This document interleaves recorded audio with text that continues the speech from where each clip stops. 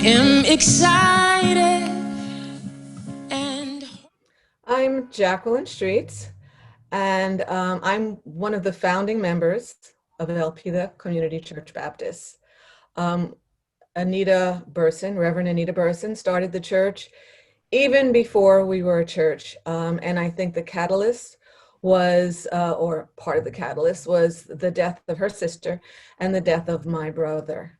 And after that, she started giving grief sessions. And we were really relieved by the sessions. It really helped us. And Anita was pushed even further. Ministry is a calling.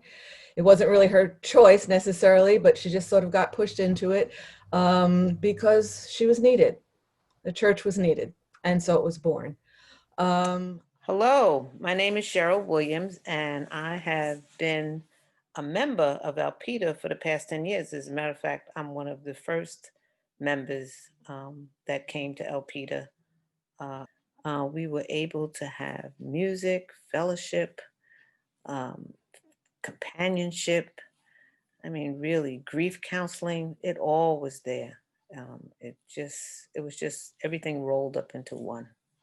And at the same time, we really got to know who Jesus Christ was. So that's the blessing. That's the real blessing. Now that it's been 10 years, wow, it has been 10 years. Now that it has been 10 years and we have new leadership, this leadership was born out of Anita. So there was no trouble there, none whatsoever. It was really very fluid, and it really helped us maintain our little small integrity, because we are a small church. We would like to be bigger, but we are small. But we are friends. We are companions. There are siblings in our church.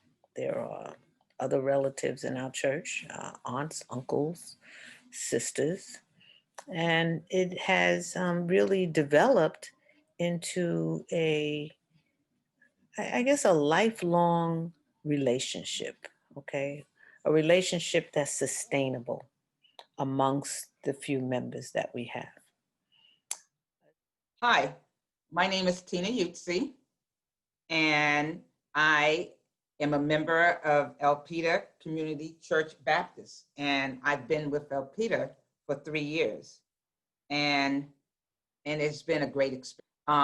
One of the things that I admire most about Elpida is that it is a Bible-based church, and I remember that I was listening to Joel Osteen, and I was so excited, uh, and and just sort of motivated. And one of the things he said from one of his talks was that one should find themselves a Bible-based church. And so when I started coming to Alpida, I was very impressed with Pastor Ken, and I was very impressed with Pastor Linda, because being an educator, I love the focus on learning about the word, and I enjoyed the sermons.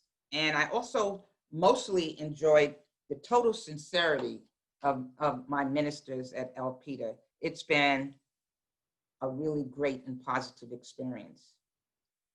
And the other thing that I really like about Elpida is our family community, which I think is great. And I like some of the rituals that we have, such as building community amongst ourselves, which I think is very, very important. And I like our communion dinners. Right now, because of the COVID, we missed that. And it's been great. Hi, I'm Lorraine Fletcher, and I've been a member of Elpida Church for 10 years. I wasn't one of the founding members, but I was one of the first members to join the church when Anita Burson was the minister at that time. Um, I've was worked with Anita during that time, and we went from Anita when she passed, And Linda Jackson then became the acting pastor for us, and then Ken Alston joined, and I went through the ordination that Ken and Linda had and their installation, which was fabulous. It was a wonderful thing. A lot of people thought that when Anita passed that the church would fail, but it did not fail. And we continue to be a strong body, even though we're not a large body. I think what drew me to the church was the fact that Anita was a family friend. And my sister Jackie was a founding member, and she started going to the church when Anita developed Elpida. And I said, she used to say, "You should come, Lorraine, you should come." And I would go, "No." I was probably one of the children that my mother had that went to church.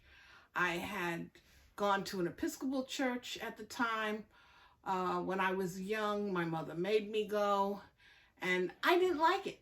I'll be very truthful with you. Church was not for me. I thought everybody was pretty phony, and it didn't move me at all. And I had been out of church for many, many years when I said, "Okay, Jackie, Anita's my friend. I'm going to go and see what this woman has to say," because this would be the first female pastor that I had seen. And I went to Elpida, and it was so different, and it was so loving and homey, and there was no backstabbing, and there was no "I'm better than you," and "you're not religious enough." And I think one of my favorite things with Anita was I have a horrible singing voice. Anybody will tell you I have a horrible singing voice. And Anita saw me in church one day, and she said, "Lorraine, you seem to be mouthing the words, but you don't really seem to be singing." And I said, "No, you don't really want me to sing, because I'll run people out of this church." And she said, "No, in this church, we all sing, and when it gets to God's ears, it will be beautiful. So you sing. I don't think anybody doesn't have a beautiful voice. God gave you that voice, you sing."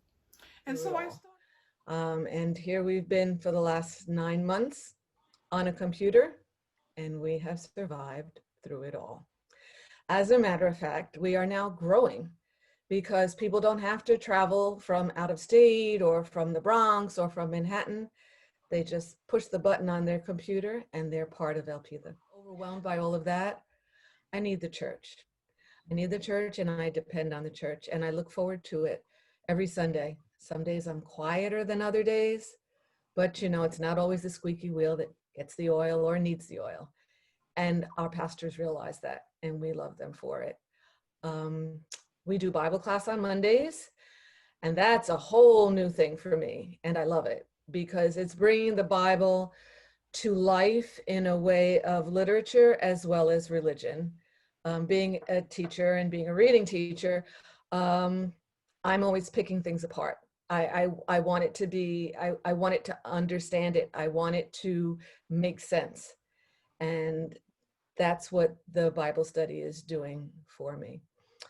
In the future, totally using my imagination, I would love for us to have our own space where we can store things and really feel at home, where we can walk into a space and say, "I'm home."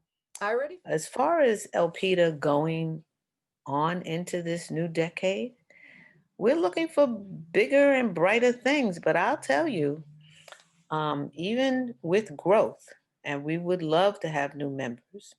I think we picked up 1 or 2, maybe 3 over the past 10 years. And the future is a good one. We have consistency. If we don't have anything else, we have consistency in leadership, we have consistency in the word, we have consistency in meeting I mean, our church meets every Sunday. I mean, we do take a vacation in August, but our church meets every single Sunday. And we meet at a very unique time so that you're able to go out and have a life on Saturday if that's what you do. I mean, during COVID, nobody has a life, hello. But we meet at 3 o'clock on a Sunday afternoon. I miss singing a lot, and I miss, believe it or not, I prepare the communion fellowship meals, and I miss that. I used to complain about it, but now I realize how much I miss that comradeship that we had, all of us sitting around the table and eating and laughing and talking about our weeks and what had us up and what had us down. And I really hope that we can get back to that. And I look forward. Looking at Elpida, there's been some benefits and disadvantages of COVID, obviously. I am So excited people lost to this horrible and virus hopeful, plague. But I ecstatic believe that for this helps what our you church grow. And so when I think about will our church do, moving into this I am embracing, platform, anticipating and the